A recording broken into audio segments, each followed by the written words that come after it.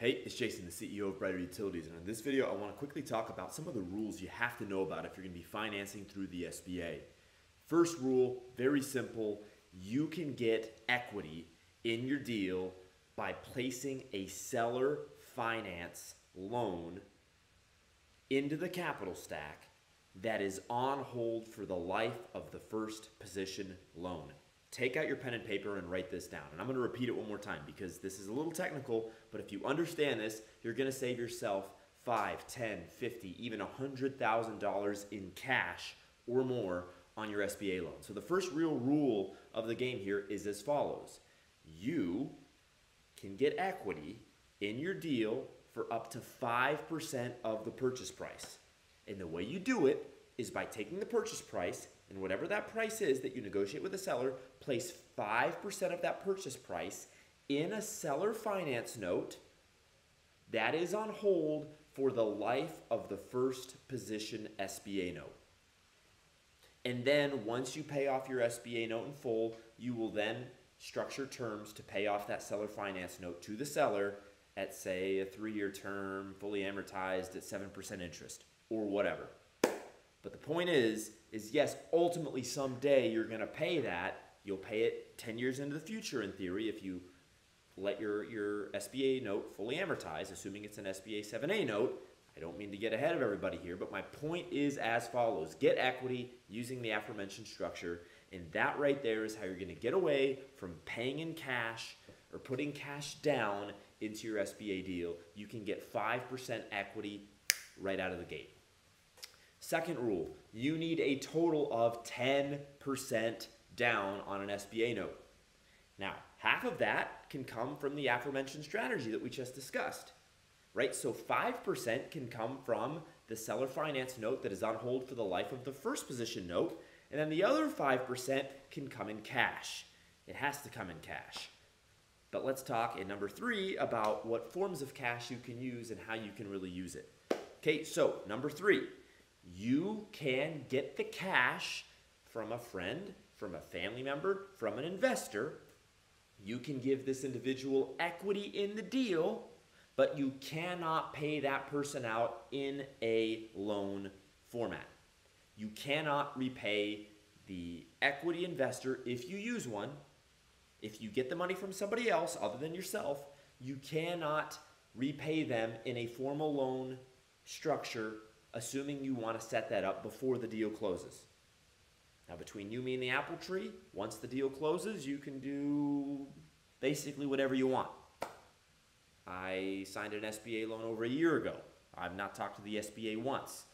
The lender I worked with has asked for financials one time, and that's really it. So I'm not saying that after the deal closed, you couldn't work a deal with whomever invested in the deal and then write them a loan. You didn't hear it from me, but in theory you could do that. But my point is if you want to agree to terms with whomever invests in your deal before the deal closes, which many investors will want, then you cannot give that person a principal plus interest repayment format for that investment. What you can do, again, is give them equity in your deal. So say they put in 5% of the purchase price, you can give them 5% of the company, or 5% more specifically of the subsidiary that is holding the company that you acquired through the SBA. Okay, you could give them a 2-to-1 arbitrage, something I talk a lot about at jasonpaulrogers.com in my consulting programs. You could give that person that invests in your deal a 2-to-1 arbitrage, meaning they put in 5% of the capital and you give them 10% of the deal. A 2-to-1 arbitrage is what that would be there. Okay, so that is something that you can play with.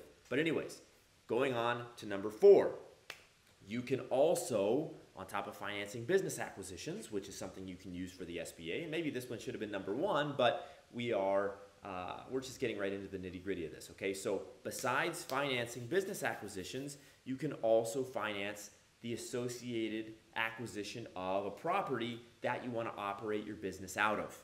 And you can do this at the same time. You can blend an SBA 7A loan. An SBA 7A loan is basically a loan you use to acquire, actually you can use an SBA loan, an SBA 7A loan for all kinds of things. You can use it to buy a business. You can use it to finance vehicles, the purchase of vehicles that you can use in your business, or finance equipment or machinery. You can use the SBA for almost anything that you can conceive of in a business context. You cannot use an SBA 7A loan for businesses like gambling or brothels, and there's several others that you cannot get involved in with the SBA 7A. You also cannot use the SBA 7A to acquire multifamily properties or other types of property that you're going to rent to for housing. If you're going to get into the rental game business, you cannot use the SBA 7A, and I don't believe you can use any program within the SBA 7A or any program within the SBA, including the 504. We're going to talk about the SBA 7A, and we're going to talk about the SBA 504, but I'm pretty sure you can't use any form of SBA financing to acquire rental properties that you intend to simply rent out to tenants. What you can do, however, is on top of buying a business using the SBA 7A, which by the way is a 10-year loan product, 10-year fully amortizing loan product that's usually going to be at about prime plus 1.5 to 2.5 points of interest, depending on what lender you work with, the lender that really brokers the deal on your behalf with the SBA. Okay, but on top of the SBA 7A, you can also use the SBA 504. And the SBA 504 is what the program is called. The SBA 504 is the program that you're going to use to acquire commercial property that you may want to operate your business out of. Right? So say there's a great piece of land with an associated building or set of buildings that would be perfect for you to run your business out of. You can use the SBA 504 along with the SBA 7A. The SBA 7A is the program you're going to use to buy the business. The SBA 504 is the program you're going to use to buy the commercial property that you're going to operate your business out of. And what you can actually do, and I did this to buy B&B Professional Plumbing back before it was B&B Professional Plumbing and Air.